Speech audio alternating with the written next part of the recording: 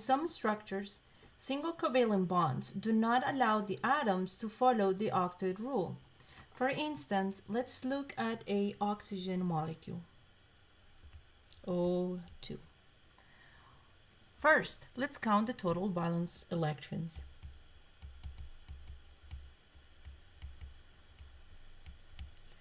So I have oxygen that it's located in group 6A of the periodic table, and it has a total 6 valence electrons.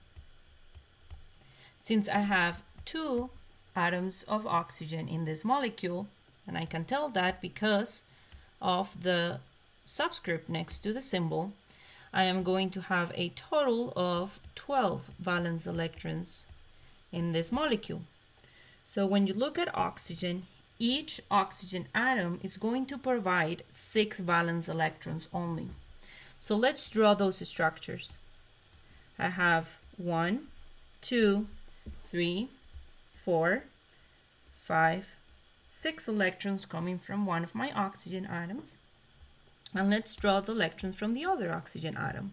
1, 2, 3, 4, 5, 6. If we were to follow what we just learned, we will naturally form one single bond between those 2 oxygen atoms. So let's look individually to see if these atoms and this representation depicts the right octet number.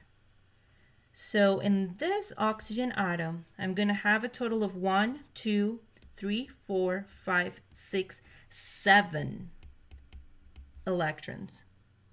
So what that means is it does not follow the octet rule. Now, on top of that, we can also notice that I have a singlet. Singlets are not stable.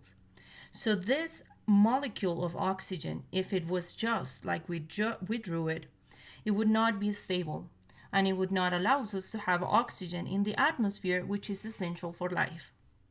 So therefore, we have to do something else. And what naturally happens is that the single electrons that comes from the oxygen that are singlet on both sides are actually going to combine. So let's draw that new structure. So my oxygen is going to be combining 1, 2, 1, 2 bonds. And then I have 1, 2, 3, 4, 5, and 6, 3, 4, 5, and 6. So now if we look at our molecule, this atom of oxygen has a total of 8 valence electrons. 1, 2, 3, 4, 5, 6, 7, 8. And this atom of oxygen also has 8 valence electrons around it. 1, 2, 3, 4, 5, 6, 7, 8. It makes the molecule stable. To this type of bond, we call it a double bond, which means that there is a higher resistance and a higher stability in these molecules. So to break this type of bonds, we need more energy.